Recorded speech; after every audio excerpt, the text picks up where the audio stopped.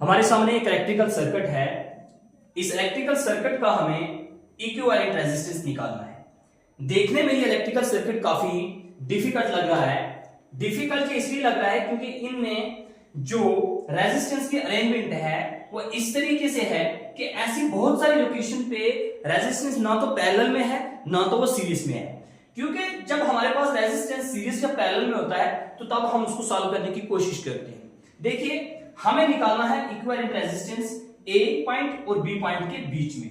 लेकिन जब करंट यहां से फ्लो करेगा, तो टू ब्रांचेस में स्प्लिट हो जाएगा, इस डायरेक्शन में जाएगा, इस डायरेक्शन में जाएगा।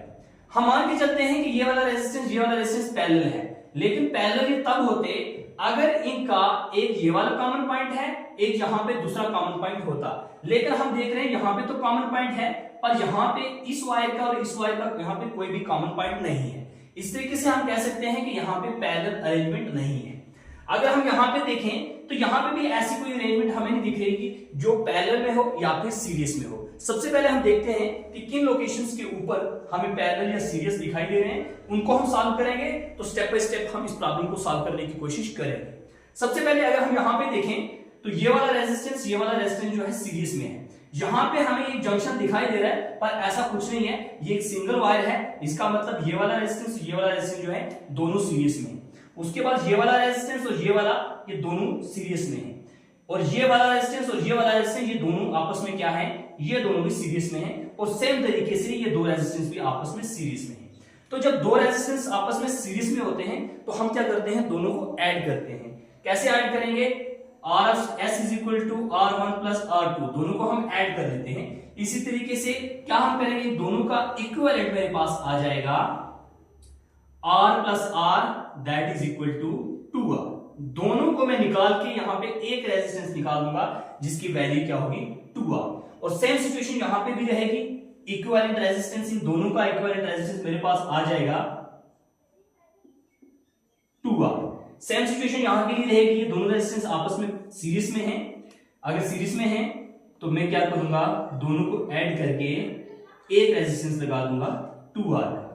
और यहां के लिए भी सेम सिचुएशन रहेगी और मैं लिखूंगा यहां पे 2R। अब देखिए यहां पे ये वाला रेजिस्टेंस और ये वाला रेजिस्टेंस जो है, इसका ये वाला कॉमन पॉइंट दोनों का और इनका ये वाला कॉमन पॉइंट है। इसका मतलब ये हो गया कि ये दोनों क्या है, पैरेलल है। ये दोनों पैरेलल में है, इसी तरीके से ये दोनों पैरेलल में है, ये दोनों पैरेलल में है और ये दोनों पैरेलल में है। कहने का मतलब ये हुआ कि ये जो चार जो लोकेशंस है हमारी, ये पैरेलल अरेंजमेंट वाली है। पैरेलल के लिए हम क्या करते हैं, 1/RP is equal to 1/2R 1/R। आपको RP निकालना है तो 2R divided by 3। Parallel arrangement में दो रेजिस्टेंस की जो वैल्यू होगी, दोनों को जब हम कंबाइन करके देखते हैं तो वैल्यू आती है मेरे पास 2R/3। अब इन दोनों को मैं यहां से खत्म करूंगा तो यहां पे एक रेजिस्टेंस लगाऊंगा जिसकी वैल्यू होगी 2R/3। और सेम सिचुएशन यहां के लिए रहेगी, दोनों को यहां से निकाल के एक रेजिस्टेंस लगाऊंगा यहां पे जिसकी वैल्यू होगी 2R/3।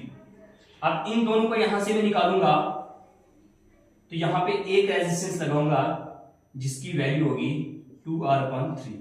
और सेम सिचुएशन यहां पे बनेगी,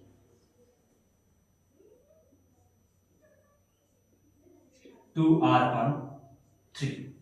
अब देखिए यहां पे ये वाला रेजिस्टेंस, ये वाला रेजिस्टेंस, ये वाला रेजिस्टेंस और ये वाला रेजिस्टेंस, ये हमारे पास आ रहे हैं सीरीज कॉम्बिनेशन। ये बिल्कुल सीधी लाइन में है और ये दोनों भी क्या है, सीधी लाइन में है। अब हम क्या करेंगे, ये सीरीज कॉम्बिनेशन में है तो हम इनको ऐड करेंगे, R1 plus R2 करेंगे तो 2R/3 plus 2R/3 ये हो जाएगा 4R/3। मतलब इन दोनों को यहां से खत्म करके मैं एक रेजिस्टेंस यहां पे लगाऊंगा जिसकी वैल्यू होगी 4R/3। और सेम सिचुएशन यहां के लिए भी बनेगी, तो हम ऐसे कर सकते हैं 4R/3। अब देखिए यहां पे एक रेजिस्टेंस ये आ गया, दूसरा ये आ गया, तीसरा ये आ गया, चौथा ये आ गया, पांचवा ये आ गया। यहां पे 5 रेजिस्टेंस है। जब मैं इस सर्किट को देखता हूं तो मुझे ऐसे लगता है कि ये जो सर्किट है ये व्हीटस्टोन ब्रिज की है। जब हमें कहीं पे भी लगे कि कोई सर्किट व्हीटस्टोन ब्रिज की है तो सबसे पहले हमें देखना होता है कि वो ब्रिज बैलेंस है या नहीं है। अगर ये ब्रिज बैलेंस है तो उसके लिए क्या होता है, P upon Q that is equal to R upon S।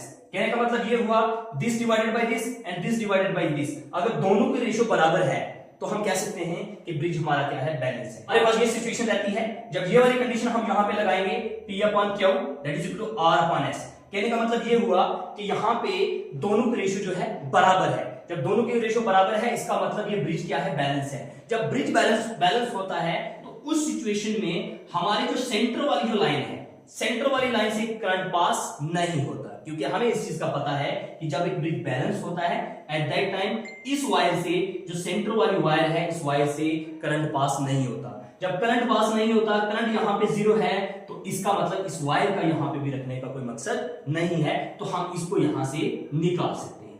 क्योंकि ये डेड लाइन है, जहां से करंट पास नहीं हो रहा है तो डेड लाइन है, तो डेड लाइन को हम यहां से निकाल देते हैं। जब मैंने इसको यहां से निकाल दिया तो अब मैं देख पा रहा हूं ये वाला रेजिस्टेंस और ये वाला रेजिस्टेंस आपस में क्या आ गए, सीरीज में आ गए, और ये वाला रेजिस्टेंस और ये वाला रेजिस्टेंस आपस में क्या है, सीरीज में है। अब यहां पे सीरीज का फार्मूला चलेगा और यहां पे भी सीरीज का फार्मूला चलेगा। देखते हैं क्या है, R plus 4R upon 3 R divided by 3। अब इसकी वैल्यू जो होगी, इन दोनों रेजिस्टेंस की वैल्यू मेरे पास निकल के आ जाएगी 7R डिवाइडेड बाई 3, और सेम सिचुएशन यहां पे भी बनेगी। इन दोनों को मैं काट के एक रेजिस्टेंस लिखूंगा यहां पे 7R डिवाइडेड बाई 3।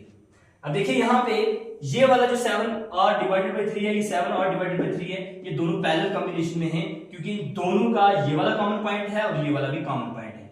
अब हम क्या करेंगे, इनको दोनों को ऐड करेंगे। जब दोनों को ऐड करेंगे तो मेरे पास क्या आ जाएगा, एक सिंगल रेजिस्टेंस यहां से निकल के आ जाएगा।